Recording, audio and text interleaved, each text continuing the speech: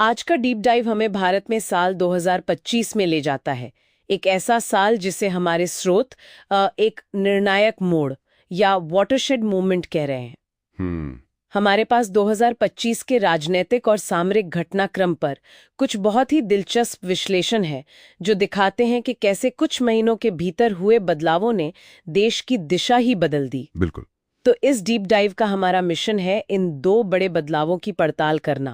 पहला, भारत की राष्ट्रीय सुरक्षा सोच में जो एक जबरदस्त बदलाव आया, और दूसरा, घरेलू राजनीति में जो एक चुनावी तूफान आया। और देखिए, दिलचस्प बात यह है कि स्रोत इन दोनों को अलग अलग नहीं देखते। अच्छा। हाँ, वो इसे एक ही कहानी के दो पहलू बताते हैं। एक मजबूत केंद्रीकृत कठोर राज्य, मतलब एक हार्ड स्टेट का उदय। तो इसकी शुरुआत होती है मई 2025 के ऑपरेशन सिंदूर से।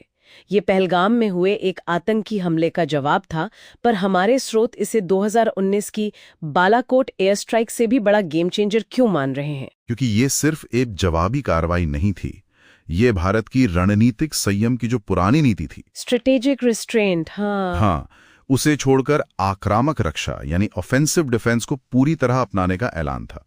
भारतीय वायुसेना ने सिर्फ पीओके में नहीं, बल्कि पाकिस्तान के पंजाब प्रांत के अंदर बहावलपुर और मुरीदके जैसे ठिकानों पर हमला किया। और इसमें ड्रोन के इस्तेमाल का जिक्र भी बहुत प्रमुखता से है। हाँ, और यही तो सबसे चौंकाने वाला पहलू था।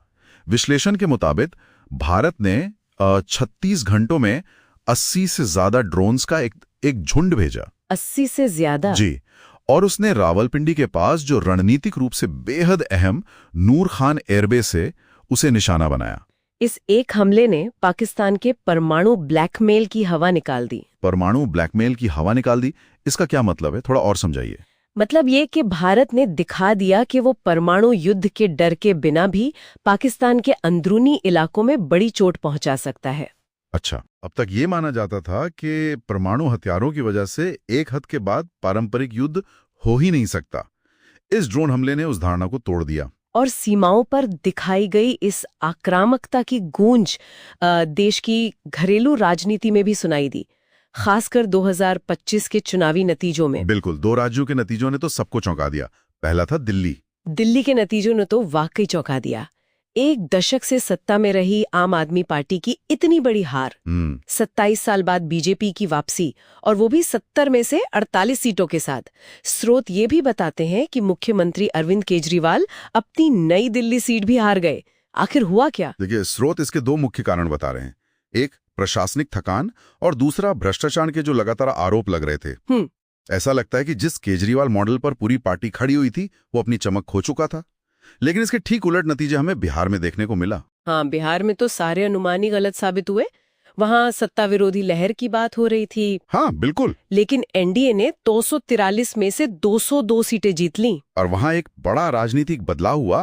पहली बार बीजेपी 89 सीटों के साथ गठबंधन में बड़े भाई की भूमिका में आ गई। तो इसका मतलब साफ था कि राष्ट्रवाद और विकास का जो आख्यान था, वो जाति की राजनीति पर भारी पड़ गया। तो एक तरफ इस चुनावी जीत से सरकार को जबरदस्त बहुमत मिला, और स्रोत बताते हैं कि इस बहुमत का इस्तेमाल तुरंत बड़े नीतिगत बदलावों के लिए किया गया। हाँ, और इसमें सबसे बड़ा था मनरेगा का भविष्य। मनरेगा को खत्म करके उसकी जगह विकसित भारत रोजगार गारंटी अधिनियम या वीबीजी रामजी लाया गया। जी, पर यह सिर्फ नाम का बदलाव नहीं था, ये सोच का बदलाव था।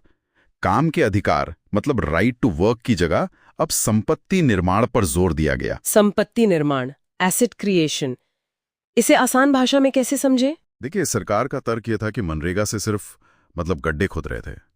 नए कानून का मकसद है कि इससे सड़कें, नहरें या स्कूल जैसी स्थायी चीजें बने। अच्छा, जिन्हें एसेट कहा जा सके। बिल्कुल, यानी अब गारंटी सिर्फ काम की नहीं बल्कि देश के लिए कुछ बनाने की है। लेकिन इसका सबसे विवादास्पद प्रावधान था इसका फंडिंग फॉर्मूला। वो क्या था? अब केंद्र और राज्यों के बीच जो खर्च का बंटवारा होगा, वो 60-40 के अनुपात में होगा। इससे राज्यों के खजाने पर बहुत भारी बोझ पड़ेगा। तो ये केंद्रीकरण की दिशा में एक और बड़ा कदम था। सही बात है। तो इन सब का क्या मतलब निकलता है? ये डीप डाइव हमें दिखाता है कि 2025 भारत के लिए एक ऐसा साल था जहां एक कठोर राज्य की नींव रखी गई। हाँ। जो बाहरी तौर पर आक्रामक है और अंदरूनी तौर पर बेहद केंद्रीकृत। बिल्कुल, और ये सभी कदम विकसित भारत 2047 के लक्ष्य को साधने के लिए उठाए गए बताए जाते हैं। लेकिन स्रोत ये भी संकेत देते हैं कि इस केंद्रीकरण की एक कीमत चुकानी पड़ सकती है। और वो कीमत क्या हो सकती है? वो कीमत हो सकती है संघीय ढांचे पर तनाव और शायद सामाजिक विरोध के रूप में। तो यहाँ सुनने वालों के लिए एक विचार छोड़ जाते हैं। स्रोत 2025 को कठोर राज्य के उदय के साल के रूप में देखते हैं। सोचने वाली बात यह है कि क्या एक कठोर राज्य ही विकसित राष्ट्र तक पहुंचने का एकमात्र रास्ता है, और अगर हाँ, तो इस रास्ते पर चलते हुए क्या सामाजिक और लोकतांत्रिक समझौते करने पड़ सकते हैं?